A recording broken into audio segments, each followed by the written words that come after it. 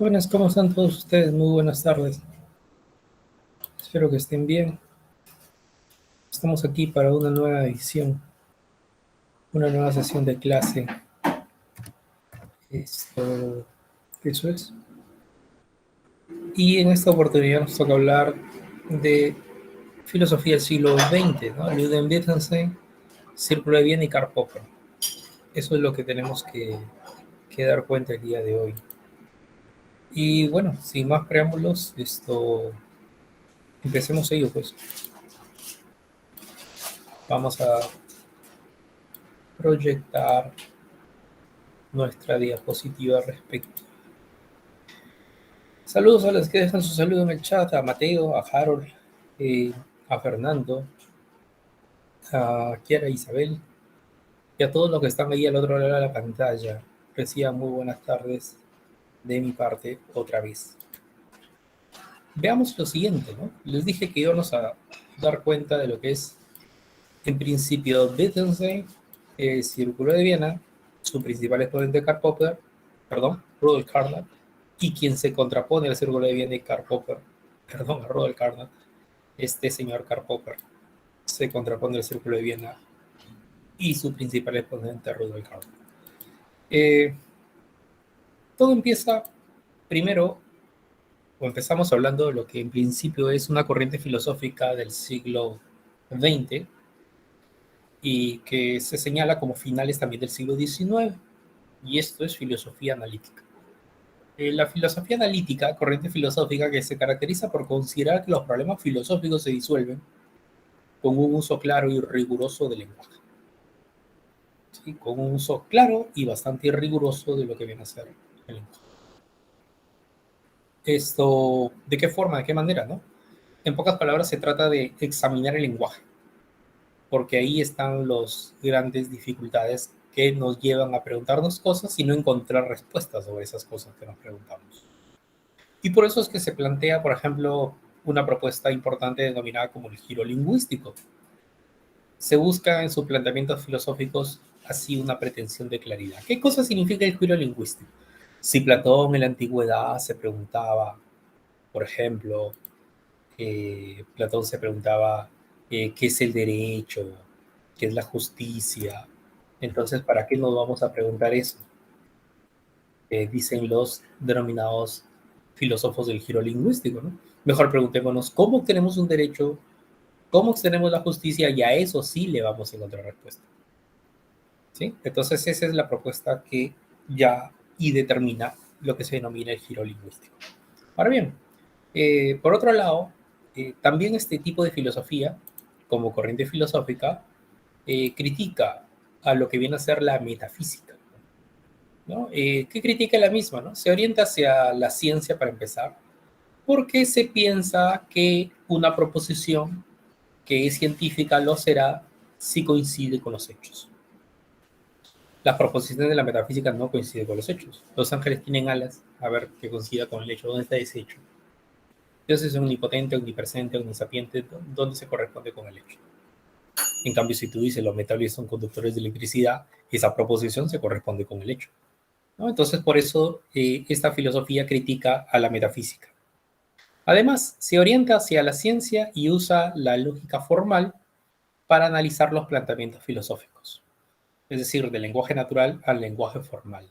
Todo aquello, proposición que se sostenga, se diga, todo aquel enunciado debe de llevarse a lo que es describir a través de lo que se denomina la lógica formal, ¿no? P, Q, R, condicional, bicondicional, es decir, formalizar las proposiciones. Es lo que quiere hacer esta corriente denominada filosofía analítica para así señalar si estamos frente a un lenguaje cierto o no. El principal exponente de toda esta cuestión es Wittgenstein, filósofo que vivió entre los años 1889 y 1951. De origen austriaco, estudió ingeniería y matemática, era ingeniero aeronáutico y matemático de profesión. Esas eran sus profesiones de Wittgenstein. ¿Sí? No era filósofo de profesión, pero era muy amigo de un lógico filósofo, Bertrand Russell. Por ejemplo, a Bertrand Russell se le conoce por haber hecho la distinción entre proposiciones atómicas y moleculares. Las proposiciones atómicas se cuentan proposiciones predicativas, por ejemplo, sujeto, verbo y predicado. O las proposiciones relacionales, dos sujetos o más relacionados con un verbo y un determinado predicado. O las proposiciones, por otro lado, moleculares, conjunción, disyunción, condicional, bicondicional, todas esas proposiciones que llegan estas cosas que menciono. Bertrand Russell hizo esa distinción. Entonces, esto tuvo gran influencia este tipo sobre Wittgenstein, para que Wittgenstein se meta de lleno en reflexionar con respecto al lenguaje. Y también tuvo influencia de Frege. ¿Quién fue Frege? Gotthold Frege, un filósofo lógico que hizo la distinción entre las variables proposicionales P, Q, R, S, T, U y las constantes o operadores lógicos, condicional, bicondicional, disyunción, conjunción. Él fue el primero en hacer esa distinción, ¿no? Gotthold Frege. Ambos terminaron influenciando a Wittgenstein, que este filósofo tuvo dos momentos. El primer Wittgenstein, llamado como el giro lingüístico, que ya les dije en qué consiste el giro lingüístico, no hay que preguntarnos por el qué, mejor preguntémonos por el cómo. Preguntarnos por el qué nos ganamos problemas, no encontramos respuesta. ¿Qué es esto? ¿Qué es aquello? ¿Qué es lo otro? Mejor, digamos, cómo funciona esto, cómo funciona aquello, cómo funciona lo otro. Ya eso sí le va a ser otra respuesta. Entonces, primer Wittgenstein, llamado giro lingüístico, y por otro lado, el segundo Wittgenstein, el del llamado giro pragmático. ¿Sí? El del llamado giro pragmático. Ambos, ambos tipos, tanto el primero y el segundo, profe, ¿qué significa segundo Wittgenstein giro pragmático? Donde el lenguaje obedece a la práctica, ¿no? Existe lo que se denomina usos del lenguaje, palabras que se escriben de igual forma, pero según el contexto se entienden, o van a significar algo, y los juegos de lenguaje, palabras o expresiones dadas en una comunidad de hablantes y que se vuelven con el tiempo reglas básicas de comunicación en dicha comunidad de hablantes.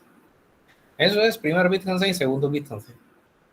En ambos su interés principal es el lenguaje y considera la filosofía como esto, una actividad que ayuda a analizar, dilucidar, esclarecer el lenguaje. Así es como Wittgenstein definía la filosofía. Ahí encontramos otra definición más de filosofía, ¿no? Yo creo que ya le hemos hecho mención en la primera semana. Entonces, Wittgenstein estudia el lenguaje reflexivamente. Por lo tanto, piensa que la filosofía debe abocarse a eso, ¿no? A un análisis, esclarecer, dilucidar el lenguaje. Obras principales de este tipo: Tractatus Lógico-Filosóficos, 1921, Tratado Lógico y Filosofía, Los Cuadernos Azul y Marrón, de 1935, y Las Investigaciones Filosóficas, de 1953, que es una obra póstuma, ¿no? Post muerte de Wittgenstein fue editada esa obra. Luego, tenemos lo siguiente: dar cuenta de lo que es el primer Wittgenstein en lo que se denomina en este caso, como giro lingüístico, ¿no? Ya sabemos por qué se llama giro lingüístico, ¿no? No hay que preguntarnos por qué es la justicia, qué es el derecho, mejor preguntémonos cómo obtenemos la justicia, cómo obtenemos un derecho, ya eso sí le vas a encontrar respuesta. Ese es el giro lingüístico, primer Wittgenstein representante de ello. Ahí lo tiene. Que enmarca lo siguiente en la concepción figurativa del lenguaje. ¿Y qué es lo que enmarca en esa propuesta, ¿no? Que por un lado existe una relación entre los hechos del mundo y el lenguaje. ¿Y cómo se dio cuenta de ello? Les cuento lo siguiente: Wittgenstein no era académico, ¿no? No le gustaban los trabajos académicos, para ser exactos, ¿no? Perdón, no le gustaban los trabajos académicos.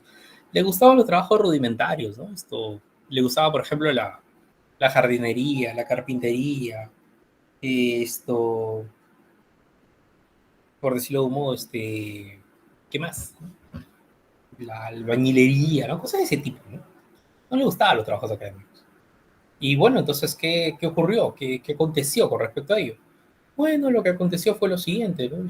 Que se dedicaba a ese tipo de trabajos. No obstante, en las noches, tardes noches, se dedicaba a ver cosas de lógica, de filosofía, ya hasta que estalla la Primera Guerra Mundial y se enrola a las Fuerzas Armadas, ¿sí? Y estando precisamente en ese lugar, que es lo que termina haciendo. Bueno, Estando en ese lugar, lo que termina siendo él es algo muy particular, ¿no? Eh, para empezar, no era un soldado de profesión y lo mandaron a la parte alta del buque de guerra, donde su misión era describir cada una hora lo que él veía. Así vea lo mismo, no importa, eso no te interesa. Tienes que describir, ¿sí? Tienes que describir lo que ves. Y bueno, pues es lo que empezó a hacer, ¿no? El Ludwig Wittgenstein fue lo que empezó a hacer. Empezar a describir cada una hora lo que veía, ¿sí? Esto, por ejemplo, siendo en este momento 14:35 de la tarde, Wittgenstein está en alta mar, parte alta, buque de guerra, y se dispone a escribir, ¿no? Dos gaviotas han pasado, listo, lo apunté en el cuaderno que le habían dado. El sol está radiante, listo, lo apunté en el cuaderno.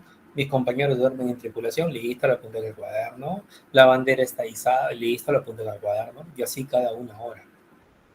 Y hasta que se dé cuenta de algo, jóvenes, que lo que está en su lenguaje yace en el mundo.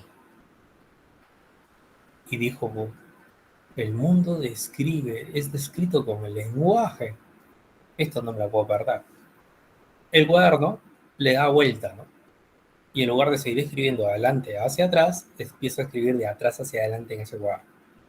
¿Qué cosa empieza a escribir? El TLP, el Tratado Lógico Filosófico, el Tratado Lógico de Filosofía. Y empieza a sostener lo siguiente con respecto a ese texto, ¿no? Dice, ¿no? El, el mundo es todo lo que acontece son hechos y los hechos se describen con el lenguaje. Esa es su primera propuesta y a partir de ahí empieza su gran filosofía, ¿no? Entonces es así como se dice y se sostiene. Existe una relación entre los hechos del mundo y el lenguaje, porque los hechos del mundo se describen con el lenguaje, lo que está en el lenguaje es porque está describiendo algo del mundo. El lenguaje así es la representación lógica del mundo. Tal cual, lo que yo digo es lo que ocurre en la realidad, ¿no? Por ejemplo, ¿no? Perú está en América del Sur. Es lenguaje, ¿no?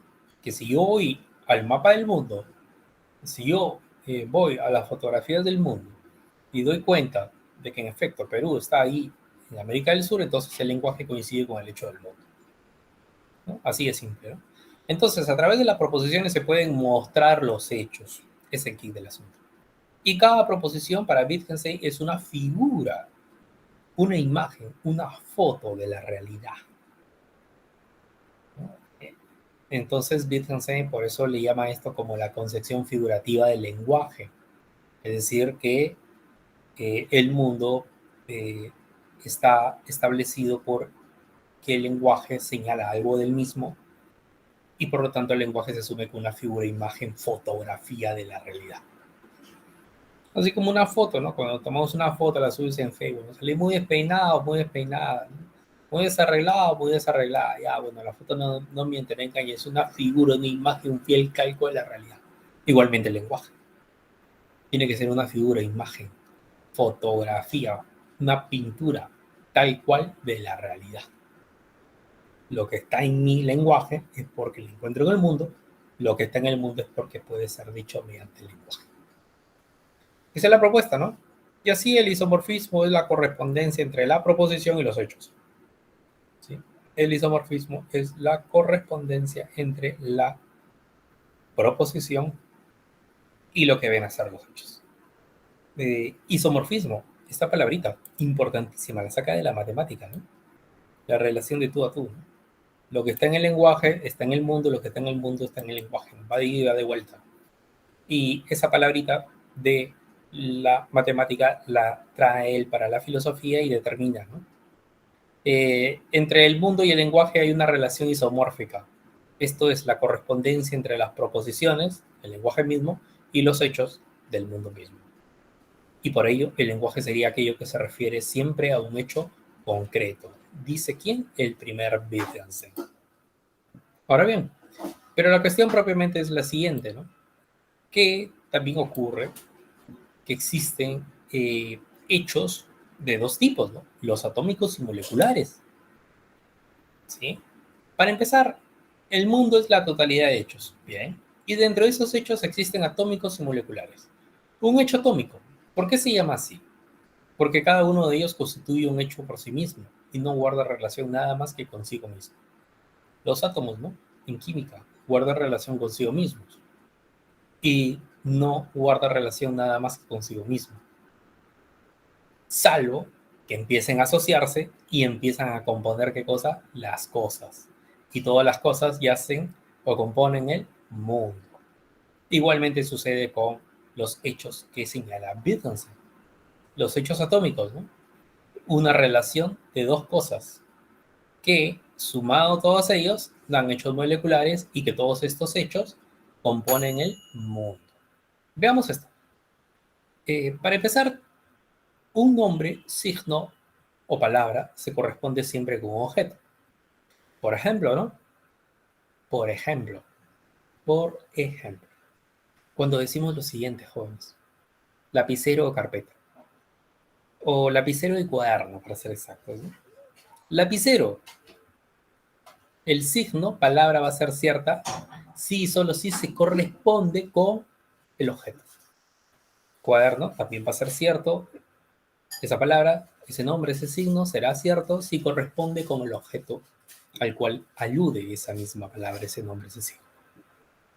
Pero se pueden unir, ¿no? Y decir, el lapicero está sobre el cuaderno. Eso ya es una proposición atómica. Que si yo voy al mundo y encuentro que hay un lapicero sobre un cuaderno, ¿qué encontraste? Encontraste entonces un hecho atómico. La proposición atómica coincide con el hecho atómico. Dos proposiciones atómicas o más te dan una proposición molecular. El lapicero está sobre el cuaderno y el cuaderno está sobre una carpeta. Dos proposiciones atómicas te generan una proposición molecular que si yo voy al mundo y encuentro un lapicero sobre un cuaderno y este a su vez está sobre una carpeta, ¿encontraste qué cosa? Un hecho molecular. Es decir, las proposiciones moleculares coinciden con los llamados hechos moleculares. Entonces, ese es precisamente el key del asunto en esta parte, ¿no? Que se menciona por parte de Wittgenstein. Bien. Así pues, tenemos lo siguiente, ¿no? Un cuadro de resumen de lo dicho. Ya sabes que el nombre, por ejemplo, lapicero, coincide con, ese lenguaje coincide con la realidad, ¿no? Mira, lenguaje por acá, realidad por acá. Bien. Por otro lado, cuaderno coincide con ese objeto al que hace solución y carpeta coincide con el que se hace solución a la realidad. Bien, pero ya sabes que se pueden relacionar los nombres. El lapicero está sobre el cuaderno. ¿Qué hallaste? Una proposición simple, es decir, en palabras de Wittgenstein, proposición atómica. Que si yo voy al mundo y encuentro un lapicero sobre un cuaderno, encontré un hecho simple, es decir, un hecho atómico. Un hecho atómico. Esto, por otro lado, yo puedo decir, el lapicero está sobre el cuaderno y este a su vez está sobre la carpeta. ¿En cosa dijiste? Una proposición compleja, es decir, una proposición molecular. Que si yo voy al mundo y encuentro un lapicero sobre un cuaderno y este a su vez está sobre una carpeta, encontraste un hecho complejo, es decir, un hecho molecular, ¿no? Entonces, el kit del asunto está en dar cuenta de que toda palabra se relaciona con un objeto, ¿sí? Y toda proposición se relaciona con un hecho, ¿no? Ese es el kit del asunto en esta cuestión, en mención. Listo. Ahora bien, Wittgenstein está tan empecinado en creer eso. La verdad que sí, estaba muy empecinado en creer eso. Que precisamente termina sentenciando lo siguiente, ¿no? Que existe esto denominado como tipos de enunciado. Que por un lado, llamémoslo así, esos enunciados terminan reflejando algo de la realidad y ahí serán de corte significativos. Y por otro lado, terminan no representando nada de la realidad. Y digamos eso, ¿no? Por ejemplo, representan lo real, las expresiones con sentido. Por ejemplo, estas proposiciones se refieren a hechos atómicos, por ello serán contingentes. La puerta es negra. Puede decir la puerta es gris, la puerta es marrón, depende, ¿no? Contingente, ¿no? Puede ser que sí, puede ser que no, puede ser aquello, puede ser lo otro. Mi puerta, por ejemplo, es gris. ¿Su puerta de ustedes qué es? Tal vez sea marrón, tal vez sea negro, tal vez sea blanco, pero un color debe tener. Entonces, la contingencia es que las proposiciones refieren a los hechos atómicos. Y estas son de corte contingentes. ¿Por qué? Porque son variados, múltiples, ¿no? Por ejemplo, la calor de cada una de las puertas de cada uno de nosotros, de nuestra casa. Y por otro lado están los enunciados asignificativos, donde está aquello que no representa lo real. Está lo carente de sentido y lo sin sentido.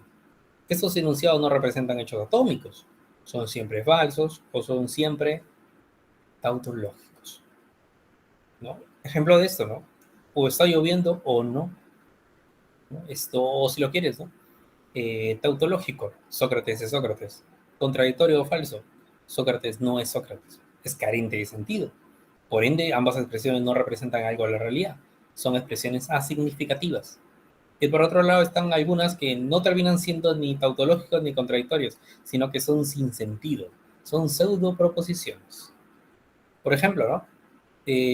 Sócrates vuela todas las noches. Es una expresión propiamente sin sentido. Fíjense, de todos estos enunciados que ha señalado, únicamente a los que les va a dar crédito son estos, a los llamados significativos. A eso únicamente les va a tener crédito, ¿sí? A los significativos. ¿Y qué cosa hacen aquí, no? Lo que representan lo real, ¿no? Es decir, él está convencido de que las proposiciones únicamente deben de referir a señalar algo de la realidad, nada más. Profe, y si alguien menciona una palabra o una expresión y que no se coincide con la realidad, estás haciendo ruidos con tu lenguaje, diría Wittgenstein. Sí, así de simple, ¿no? Esto, por ejemplo, ¿no? Tráeme el mapa del mundo. ¿Dónde encuentras el país de Alemania? En Europa. Listo, perfecto. Tu lenguaje coincide con la realidad, ¿no? Cuando mencionas la palabra Alemania, haces alusión a un país y que este coincide con el mundo, ya sea ahí en Europa. Ubícame el país de Argentina en tu mapa. Está ahí en América del Sur. Ubícame el país de los firulenses. Mm. Busco, no encuentro nada. Bueno, obviamente nunca vas a encontrar nada. ¿Por qué? Porque esa expresión no coincide, no conecta con la realidad. ¿Y qué sería país de los firulenses? Ruidos. Eso es lo que estás haciendo con tu lenguaje. Por ejemplo, si alguien dice fantasma, Wittgenstein te diría, ah, tú crees en los fantasmas. Bueno, hay que traer la tabla de Mendeleev, la tabla de los elementos químicos. Fantasma, dime pues, su peso atómico, su número de masa. Se supone que lo has visto, se supone que está aquí en esta realidad y todo lo que está en esta realidad está en la tabla de Mendeleev de los elementos químicos. Y tú le dices, no, pues es que pasa muy rápido el fantasma, no se deja, ¿no? Entonces Wittgenstein diría, no, acepta. Simplemente estás haciendo ruidos con tu lenguaje. Entonces, palabras o expresiones que no conectan con un hecho de la realidad, con algo de la realidad, estás haciendo ruidos con tu lenguaje. Por eso es que él termina diciendo que de lo que no se puede hablar es mejor guardar silencio, es mejor callar. Pero la cuestión es la siguiente, ¿no? Que existen, llamémoslo así, ¿dónde queda el lenguaje mímico, poético, los juegos de lenguaje, los usos del lenguaje? ¿Dónde quedan esas cosas, no? Wittgenstein fue duramente criticado por reducir el lenguaje a únicamente que éste describe. Se le criticó mucho a Wittgenstein. Y bueno, marca la pauta de ello con una segunda propuesta, ¿no? Su segunda propuesta se le llama el del giro pragmático, porque el lenguaje obedece a la práctica. ¿Cómo es esto? Por ejemplo, miren ustedes lo siguiente, ¿no? El segundo Wittgenstein, en las investigaciones filosóficas, critica su primera postura. La lógica no permite representar todos los usos del lenguaje. Ese es el kick del asunto. Lo que pasa es que el lenguaje, en el primer Wittgenstein, el lenguaje se podía formalizar y determinar si era cierto o no. Pero para la segunda filosofía de Wittgenstein, damos cuenta que eso no es cierto. Él mismo se da cuenta de eso, ¿no? Dos cosas que comentar con esto que he mencionado. Primero, que en Wittgenstein, en el TLP, Tratado Lógico Filosófico, es decir, el primer Wittgenstein, en ese texto ustedes ven la invención que tuvo él, las tablas de verdad, tal cual como tú las conoces, las tablas de verdad, la tabla de verdad de conjunción, disyunción, condicional, bicondicional. ¿Sabes a quién le debes eso? A Ludwig Wittgenstein. En el TLP, Tratado Lógico Filosófico, ahí es donde establece esas tablas. Punto uno. Punto dos, en que En este texto, IF, Investigaciones Filosóficas, se da cuenta de algo importante. ¿Y cuál es eso? De lo siguiente. Ese texto empieza de la siguiente forma. Estoy en contra de todo aquel que piensa que el lenguaje sirve única y exclusivamente para describir. Incluso estoy en contra del autor del Tractatus. ¿Y quién es el autor del Tractatus? Él mismo, algunos años antes. Y es que se da cuenta, pues, que no es cierto. Que no es cierto que el lenguaje sea únicamente para describir. Decir que sirve únicamente para describir es mencionar una de las tantas funciones del lenguaje. En su segunda filosofía, en un segundo pensamiento, ya un poco más maduro, un poco más viejo, Wittgenstein se da cuenta de ello. Y empieza pues a remeter con este tipo de filosofía, donde da cuenta en principio que hay que desenredar los malentendidos del lenguaje. Han generado problemas en el campo de la filosofía. Preguntarse por la esencia de las cosas, preguntarse por las cosas que van más allá de lo que viene a ser lo sensible, preguntarse por sí mismo, ¿no? Por lo que viene a ser la concepción de yo pienso, preguntarse por resustancia, por una serie de cosas que solamente son enredos, malentendidos, producto del lenguaje que hemos utilizado, dice Wittgenstein. Entonces, por lo tanto, hay que aclarar y estudiar los diferentes usos del lenguaje para así disolver los problemas filosóficos. Eso es lo que hace el segundo Wittgenstein. ¿Y de qué forma lo termina haciendo, no? Primero termina haciendo alusión de que existe esto que se denomina como ejemplos, o mejor dicho, eh, termina viendo juegos de lenguaje. ¿Y qué cosas son los juegos de lenguaje, no? Los juegos de lenguaje es lo siguiente, ¿no? Describir un objeto. Y la descripción se hace según cada quien, ¿no? Según cada cual, y según cada sociedad, ¿no? Tiene una forma de describir, ¿no? Este, por ejemplo, ¿no? Eh, Alguien te pregunta en la calle, joven, señorita, ¿conoce la avenida tal? Y tú le dices, sí, sí, sí, sí, claro. Se va de frente, doble hacia su derecha, y ahí va a encontrar la avenida que está usted buscando. Ajá, lo describiste de una manera. Pero si alguien está en Argentina y pregunta lo mismo, ¿y la respuesta cuál sería? Te vas derecho, doblas a la derecha y precisamente ahí encuentras la avenida que buscas. ¿Y cuál es la diferencia? La diferencia está en que tú dijiste aquí en Lima, en Perú dices, te vas de frente. Si tú lanzas esa expresión en otro país y le dices, ah, ya señor, está bien, muchas gracias. Entonces me voy de frente. El señor se va a reír. Que te vas de frente, o sea, le vas a dar un frentazo al piso, a la vereda. Eso es lo que te van a decir. Entonces, todos tenemos una forma particular de describir un objeto o de describir cosas en la realidad, como por ejemplo, orientarnos por las calles. También relatar los sucesos, nadie lo relata de manera igual, todos lo relatamos de manera distinta. El énfasis en el recitar también, el inventar una historia, cada quien, ¿no? Algunos son tromes inventando historias, ¿no? Inventando mentiras, que a otros les cuesta mucho. Es parte de los juegos de lenguaje, ¿no? El actuar en el teatro, el maldecir, ¿no? No son las mismas nuestras lisuras en Perú que las mismas que encuentras en Argentina, en México o en España. Y pese a que hablamos también castellano en los 4 lugares que he mencionado. Hacer chistes también. No, una cosa es escuchar chistes peruanos y otra cosa es escuchar chistes mexicanos, ¿no? Tal vez no te cause gracia a los mismos y también los tuyos no les cause gracia a ellos, porque no tenemos la misma sintonía, juegos del lenguaje. Es decir, determinadas palabritas utilizamos que son propias de determinado lugar. Traducir de un lenguaje a otro también te das cuenta, ¿no? La traducción se nota, ¿no? Tienes un texto en inglés, por ejemplo, ¿no? Lo traduces tú sabiendo inglés, lo traduce tu amiga, lo traduce tu amigo, y siempre hay una o dos palabritas o tres o tal vez más que varían. No varía el texto mismo, pero sí varía la forma, ¿no? Con la cual se ha traducido. Suplicar también, ¿no? Nosotros decimos por favorcito, ¿no? Un favorcito decimos. Eso es propio precisamente del lenguaje peruano, ¿no? O el rezar o cosas por el estilo, etcétera. Son llamados juegos de lenguaje. Ante esto, la gran pregunta será, entonces, ¿qué son los juegos de lenguaje? Veamos lo siguiente, ¿no? Antes de dar cuenta de los juegos del lenguaje, digamos primero qué son los usos del lenguaje. ¿Y qué son los usos del lenguaje, no? Los usos del lenguaje, llamémoslo así, los diversos términos del lenguaje cobran significado según el uso que reciben. Por ejemplo, ¿no? La palabra partido, según el uso que recibe, será su significado. La palabra partido, una cosa es decir, Juan juega un partido de fútbol, partido se alusión a un encuentro deportivo, y otra cosa es decir, Juan está escrito en un partido político, partido hace alusión a una asociación allí. Una cosa es decir, Juan vive cerca de la casa de María, señala proximidad. Esto, y una cosa es decir, Juan hace una cerca en la casa de María, señala que la está rodeando en su casa.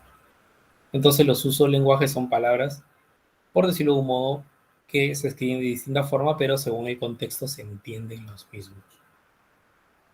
Y a su vez también tienes los llamados juegos lingüísticos o los llamados juegos de lenguaje. ¿Y qué cosas son los juegos de lenguaje? Palabras o expresiones que yacen en una comunidad de hablantes, que nacieron ahí y que se hicieron en una comunidad de hablantes y con el paso del tiempo se vuelven reglas básicas de comunicación. Por ejemplo, ¿no? Nosotros tenemos varias reglas básicas de comunicación que nacieron aquí en este lugar y aquí se fueron dando con el paso del tiempo. Ejemplo, ¿no? Nosotros no decimos apresúrate rápido, decimos al toque P, ¿no es cierto? Al toque P. Así decimos, ¿cierto? Por ejemplo, eh, no decimos un amigo, ¿no? Decimos un pata, ¿no es cierto? Son nuestros juegos de lenguaje, ¿no? Y tienen un aire de familia en el sentido, en este caso sería, solamente entre nosotros nos podemos entender. Así venga alguien que también hable castellano, de repente no lo entiendes o no te entiende. Sin ir muy lejos, ¿no? Vas a Costa Rica y la gente ahí se despide, no se dice adiós, nos vemos, hasta luego, que te vaya bien, se dice pura vida. Alguien que no yace en ese lugar, que no ha nacido en ese lugar, ¿qué diría? ¿Eso es leche, yogur, algo por el estilo? Pura vida, ¿no? Pura vida, ¿no? Eso es lo que termina siendo esa expresión, ¿no? Bueno, para ellos significa goza la vida y sé feliz, pero simplemente se dicen así a secas pura vida, ¿no? Esa es su forma de despedirse de ellos. Es su juego de lenguaje, es su regla que precisamente utilizan para despedirse, ¿no? Regla básica de comunicación en ese país, ubicado en el centro de América. Bueno, entonces eso es, ¿no? Los usos del lenguaje, palabras que se escriben de igual forma, pero se entienden según el contexto. Los juegos de lenguaje, palabras o expresiones que solamente en una comunidad de hablantes se pueden entender. ¿Por qué? Porque esas palabras o expresiones nacieron precisamente en ese lugar, ¿no? Nacieron precisamente en ese lugar. Entonces eso es lo que precisamente tenemos en lo que viene a ser, en este caso, los llamados usos y juegos del lenguaje. Haciendo eh, un resumen de todo lo dicho, tenemos lo siguiente, ¿no? Primer Wittgenstein, giro lingüístico. La filosofía debe estudiar los límites del lenguaje. El lenguaje son los límites de mi mundo y lo que está en el mundo está en el lenguaje. Va de ida y va de vuelta. Hechos atómicos consta de relación entre cosas. El lapicero está sobre el cuaderno. ¿Recuerdas? Teoría figurativa. El lenguaje es una figura de la realidad. Es una fotografía, un fiel calco de la realidad. Y por otro lado, ¿no? Tenemos en este caso lo que viene a ser, segundo Wittgenstein, giro pragmático.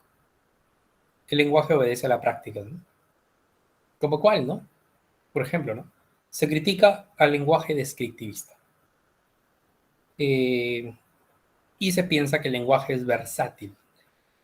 Describir mediante el lenguaje es una de las tantas funciones que se encuentran en el lenguaje, sostiene el segundo Wittgenstein. Además, hace referencia que la filosofía debe abocarse a las variaciones del lenguaje, como cuáles, uso del lenguaje, palabras que poseen varios significados de acuerdo al contexto. Y los juegos de lenguaje, que son reglas que se establecen en una comunidad de hablantes, que ahí nacieron y se van haciendo con el paso del tiempo y se vuelven reglas básicas de comunicación. Eso es precisamente tanto el primer y segundo Wittgenstein. Y con ello pasamos a esta cuestión, llamada como el Círculo de Viena. En el siglo XX, cuando Wittgenstein saca el primer texto, TLP, Tratados Lógico-Filosóficos, Ese texto llega a influenciar a este círculo de estudios, Círculo de Viena. El Círculo de Viena, bueno, no está de más decir que se desarrolló en la ciudad de Viena, en Austria, y donde había lógicos, matemáticos, físicos, químicos, biólogos, ¿sí? Varios científicos y también filósofos. ¿Y cuál era su sentido? Bueno, querían estudiar la ciencia, querían ser académicos. Bueno, ya lo eran con sus distintas profesiones, pero querían ser académicos. Y entonces adoptaron el nombre de neopositivismo. ¿Por qué neopositivismo? Porque el positivismo es de Augusto Comte. ¿Y el positivismo que defiende el de Augusto Comte? Hay que estudiar los hechos. Y las cuestiones de que, metafísica, las cuestiones que vamos allá de lo físico, descartarlas. Esas cosas no hay que estudiarlas. Es lo que se refiere, ¿cierto? Es lo que se sostiene eh, y lo que se dice. Entonces, por lo tanto, estudiar los hechos y detestar lo que va más allá de lo físico es lo que plantea el positivismo. El neopositivismo, el círculo de Viena, es decir, ¿qué es lo que plantea? Plantea lo mismo, pero añade a que debe estudiarse de manera lógica. Por eso es un nuevo positivismo, ¿no? Lo mismo que Augusto Comte, estudiar los hechos, hay que detestar la metafísica, aquellas cuestiones que se plantean que supuestamente va más allá de lo físico, detestar. Ya, listo. Ahí similar, semejanza al positivismo. ¿Pero por qué no positivismo? Porque le ponen el matiz de la lógica, ¿no? Quieren logizar las proposiciones que supuestamente describen los hechos. ¿Según quién? Según los del Círculo de Viena. Y su principal exponente es Rudolf Carnot, que ustedes ven aquí en pantalla. Nació en Alemania, desarrolló su actividad académica en Europa hasta 1935. Y a partir de esta fecha, en Estados Unidos, fue donde se dedicó. Y después, digamos que acudió a la Universidad de Jena y se le consideraba el principal representante del Círculo de Viena. Obras principales e importantes, ¿no? La estructura lógica del mundo y pseudo problemas de filosofía, entre otras. Pero las grandes obras que tiene el principal exponente del Círculo de Viena, el señor Rudolf Carnot, que tiene una teoría importantísima. Ojo a lo que voy a decir, ¿eh? Porque esta teoría ha venido muchas veces, ¿no? En exámenes parciales, exámenes finales, prácticas, la posición o teoría del fisicalismo. ¿Qué cosa significa fisicalismo? Para empezar, postura que sugiere que debe haber un lenguaje común a todas las ciencias y ajeno a las imperfecciones del lenguaje ordinario. Este lenguaje sería científico como el lenguaje de la física. Este lenguaje sería científico como el lenguaje de la física. Es decir, todas las proposiciones de otros lenguajes de la ciencia deben ser traducibles al de la física. Dicho en otras palabras, la física es la ciencia que más avanzaba en la década del 20 del siglo XX. Allí precisamente se funda el Círculo de Viena, en esa década. Su principal, quien termina fundando el círculo se llama Moriarty Schlick, sí, un físico, también considerado como matemático de la época. Y bueno, entonces su principal exponente Rudolf Carnot y todos los demás advirtieron y dijeron, bueno, la física es la que más como ciencia se ha desarrollado en la década del 20 del siglo XX, ¿no? En la década y siglo que vivimos. Por lo tanto, creemos que las demás ciencias deben de seguir los mismos caminos de la física. ¿En serio? Sí, deben de seguir los mismos caminos de la física. Todos los demás ciencias. Que todas las demás ciencias sigan los mismos caminos de la física. Su metodología, por ejemplo, ajá. La física demuestra a través de hechos. Las otras ciencias también tienen que demostrar todo a través de hechos. El lenguaje de la física. Las otras ciencias también deben de emplear el mismo lenguaje que utilizan los físicos. También, ¿no? Todas esas cosas. En pocas palabras, que las ciencias como la química, la biología, la psicología, entre otras, todo tiene que ser traducible a un lenguaje que utiliza la física. Eso es lo que se denomina fisicalismo.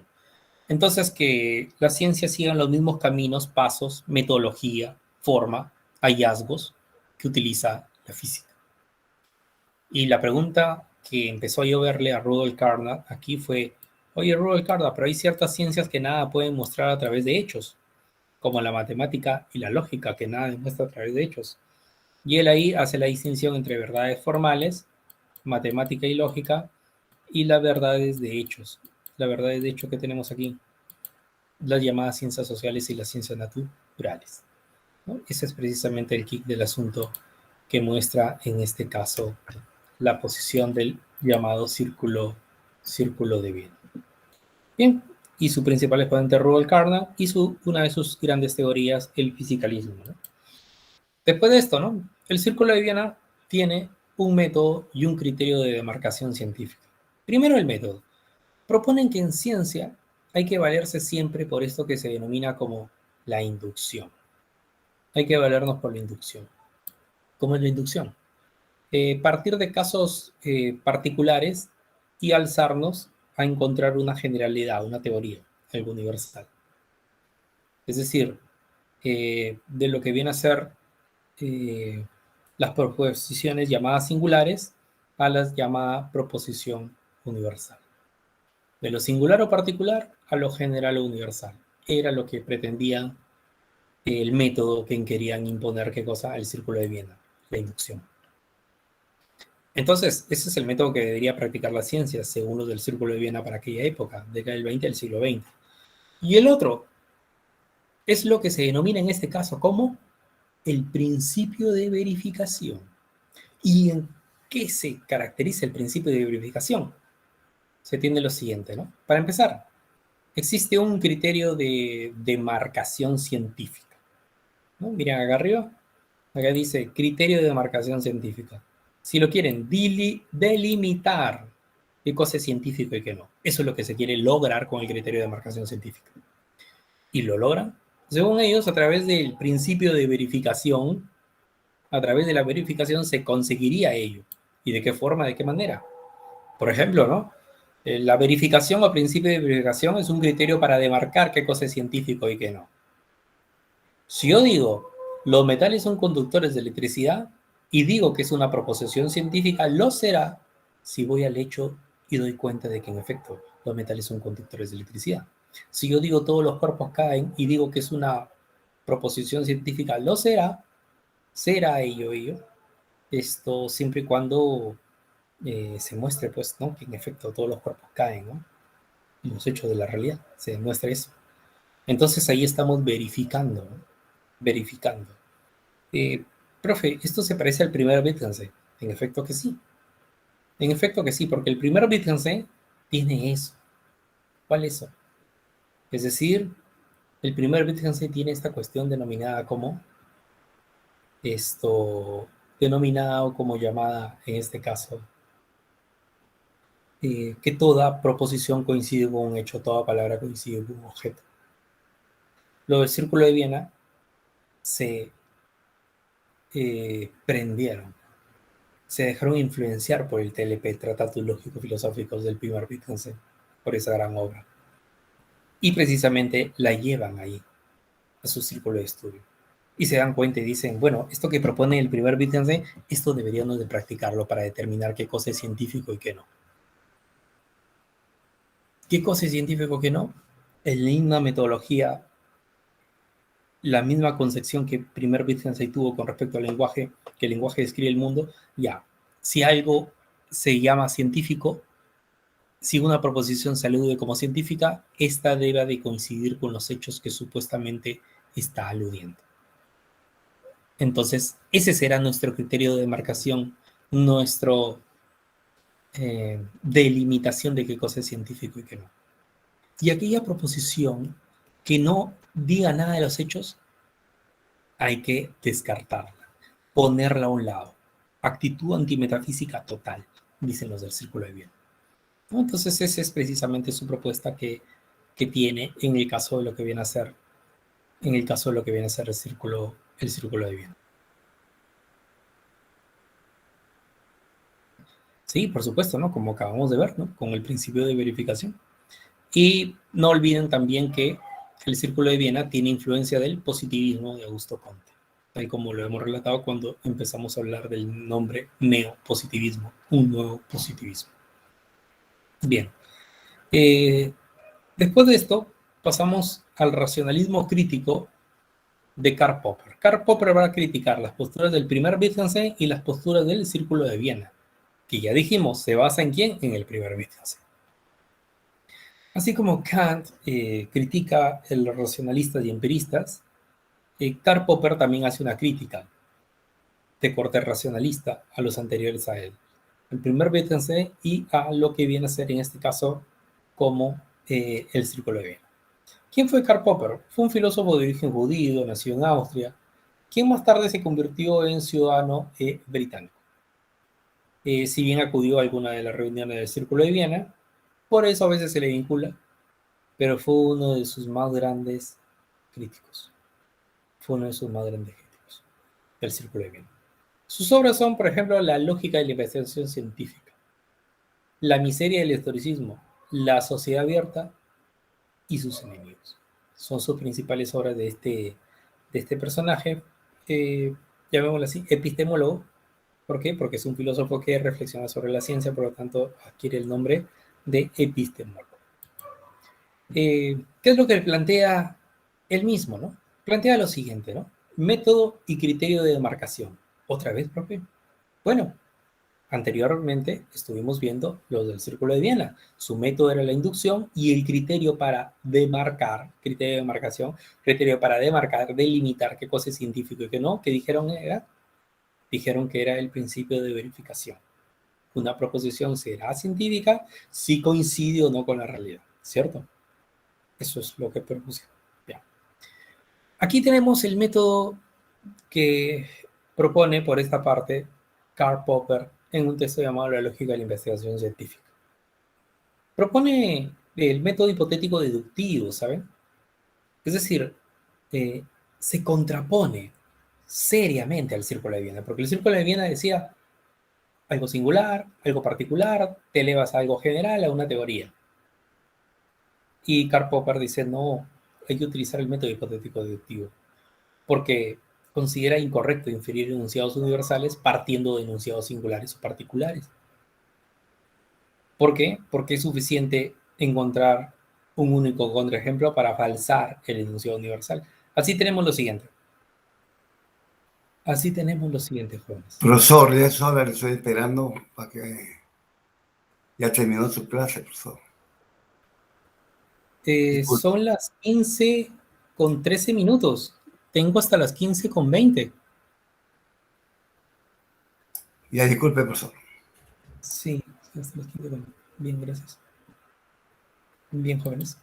Esto les decía, ¿no? En el caso de lo que viene a ser Karl Popper, se contrapone a la propuesta inductiva del Círculo de Viena, porque Karl Popper hace alusión a lo siguiente, ¿no? En el caso de lo que viene a ser el Círculo de Viena, basta con encontrar un único contraejemplo para falsar el enunciado universal. Y el clásico ejemplo que siempre se cita en los manuales de epistemología y que incluso yace en el texto La lógica de la investigación científica de Karl Popper es precisamente el de los cisnes, ¿no? Se encuentra un cisne de color blanco en un determinado país, otro del mismo color en otro país, otro de otro color en otra ciudad, de otro país, bueno, y así.